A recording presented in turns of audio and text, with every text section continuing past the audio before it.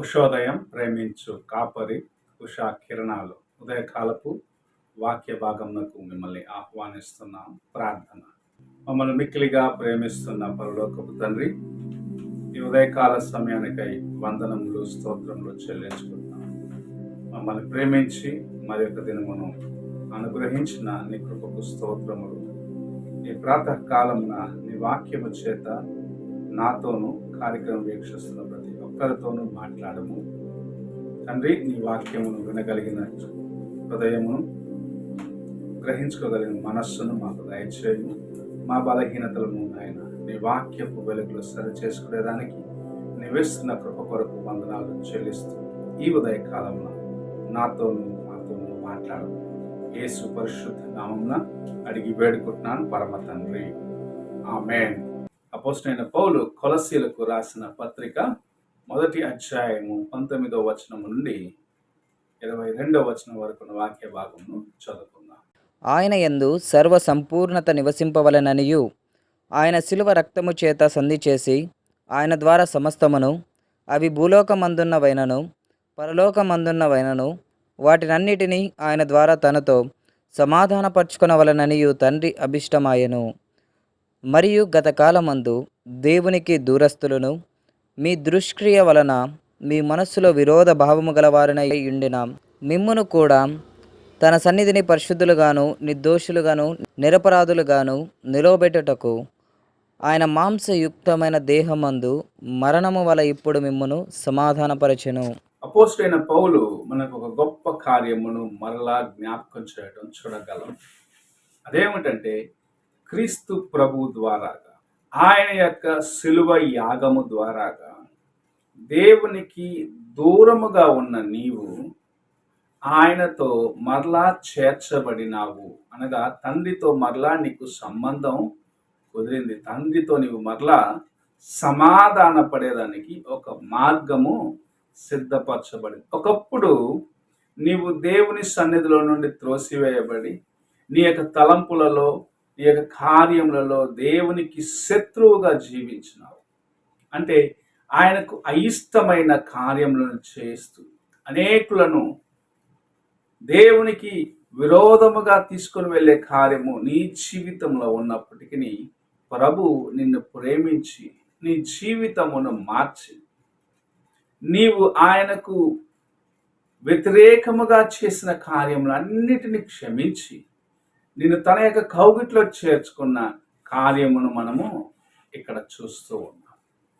యేసు ప్రభు ఈ లోకమునకు రాకపోతే, ఆయన ఈ భూమికి దిగి వచ్చి శిలువ మీద యాగము చేయకపోతే, ఆయన పొందిన దెబ్బల వలన, ఆయన యొక్క గాయముల వలన నీకు స్వస్థత లేకపోతే, నీవు నిజముగా ఎంత భయంకరమైన స్థితిలో ఉందో ఒకసారి ఆలోచించుకో.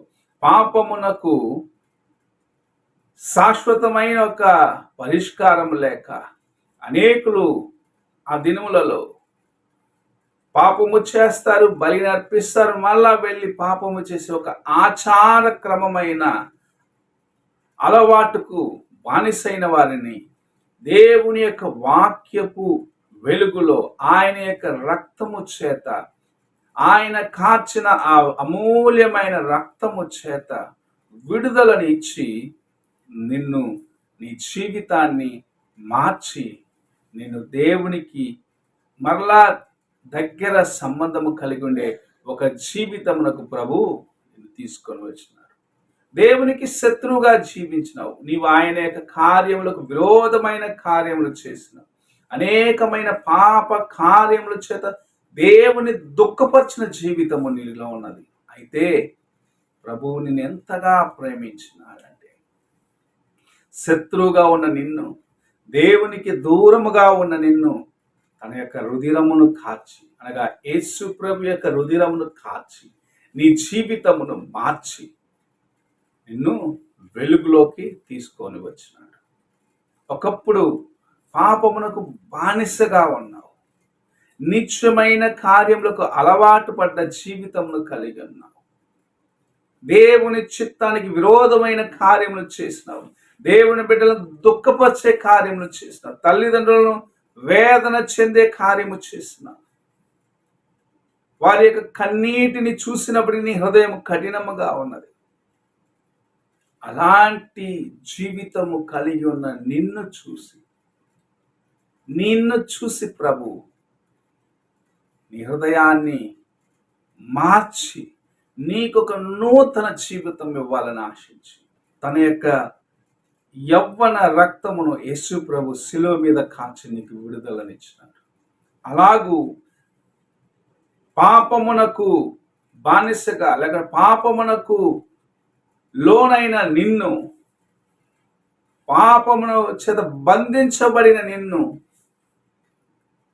ప్రభు తన యొక్క రక్తము కాచి, తన యొక్క రక్తము ప్రోక్షించి, నిన్ను విమోచించి, నీకు విడుదలనిచ్చి, నీ జీవితాన్ని మార్చి, నీకు తండ్రికి మధ్యలో సంధి కుదిరించాడు.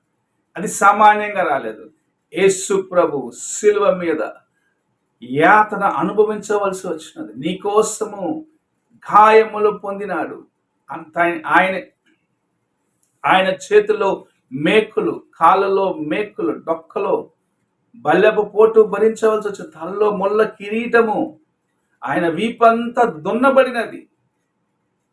ఆయనను నిన్ను ప్రేమించి సమస్తమును ఆయన సహించి నీకు విడుదలనిచ్చినాడు. నీవు దేవునికి దగ్గరగా నీ జీవితము మార్చబడాలని ప్రభు ఆశించినాడు. నిన్ను విడిపించాలని ఆశించినాడు. నీవు మారు మనస్సు పొంది దేవుని కొరకు జీవించాలని ఆశించినాడు. నీకు దేవునికి మధ్యలో ఉన్న ఎడబాటును తొలగించి నిన్ను ఆయనకు సమీపముగా తీసుకొని రావాలని ఆశించి ప్రభు అయిన యేసు తను తాను అప్పగించుకున్నాడు. ఆ కార్యమే నీకు తండ్రికి మధ్యలో ఉన్న ఎడబాటును తొలగించి నీవు ఆయనకు శత్రువుగా ఉన్న ఆ జీవితంలో నుండి మార్చి నిన్ను కడిగి శుద్ధి చేసి మలినమంతటి తుడిచివేసి దేవునికి ఇష్టమైన జీవితమును నీకు అనుగ్రహించేదానికి, లేకపోతే ఆయన ఇష్టపడే జీవితము నీలో ఉండినట్లుగా ప్రభు ఇంత గొప్ప కార్యము చేసి ఉన్నాడు. ఈ ఉదయకాలం నీ హృదయం ఎలాగున్నది? పాపమును విడిచి, లోకమును విడిచి దేవునికి దగ్గరగా ఉండాలని ఆశిస్తూ నీ జీవితాన్ని ఆయనకు అంకితము చేసుకున్నావా? లేక ఇంకా లోకము వైపు చూస్తూ నాశన వైపు పరిగెత్తుచున్న అనుభవంలో ఉన్నావా? ప్రభు నిన్ను ప్రేమించి నీకోసము సమస్తమును చేసి నీకు తండ్రికి మధ్యలో ఉన్న ఆ యొక్క గ్యాప్ని, ఆ యొక్క ఎడబాటును తొలగించి మిమ్మల్ని మరలా ఒకటిగా చేయాలని, తండ్రితో నిన్ను మరలా ఐక్యపరచాలని ఆశించిన యేసు ప్రభు చేసిన యాగమును జ్ఞాపకం చేసుకోవాలని ప్రభు ఈ ఉదయకాల సమయంలో నీతో మాట్లాడచ్చు ఉన్నారు. నీవు ఆయన యొక్క స్వరమును విని నీ హృదయమును ఆయనకు అప్పగించుకున్నట్లయితే గొప్ప కార్యములను నీ జీవితంలో చేసి నిన్ను ఆశీర్వదిస్తాడు. ప్రార్థన చేసుకో. మహోన్నతుడు అయిన గొప్ప దేవా, నీ కృప చాలా ఉన్నతమైంది. మేము నాయన నీకు శత్రువులుగా, నీకు దూరముగా ఉన్నప్పటికీ మమ్మల్ని ప్రేమించి మా బలహీనతలను చూడక, మా యొక్క అవిధేయతలను చూడక, నీకు దూరముగా ఉన్నాము అనే కార్యములు నీవు ఆలోచించక మమ్మల్ని ప్రేమించి మా బలహీనతలను సరిచేసి గాయములను కట్టి నీకు దేవా దగ్గరగా మేము రావటానికి, నీకు సమీపముగా రావటానికి మా జీవితంలో మలుచుకున్న నీ యొక్క గొప్ప కృప కొరకు వందనాలు చెల్లించుకుంటున్నాం తండ్రి. ఆ బలహీనతలన్నింటినీ క్షమించు, అవిధేయతలను క్షమించు. నీకు లోబడి నీకు సమీపముగా రావటానికి మాకు నేర్పించు. ఈ ఉదయకాల సమయమున దేవా, నీకు ఇంకను దూరముగా ఉన్న కార్యములు ఏమిటో, నీకు మాకు మధ్య ఎడబాటును కలిగించే కార్యం ఏమిటో అని గ్రహించుకొని వాటిని ఒప్పుకొని సరి చేసుకొని నీకు సమీపముగా రావడానికి సహాయము చేయమని యేసు పరిశుద్ధ నామమున అడిగి వేడుకుంటాను పరమ తండ్రి. ఆమేన్. తండ్రి అయిన దేవుని ప్రేమ, కుమారుడైన క్రీస్తు కృప, ఆదరణకర్త అయిన పరిశుద్ధాత్మిక సహవాసం ఇప్పుడు ఎల్లప్పుడూ తోడయండి, సదాకాలము నడిపించును గాక. ఆమేన్.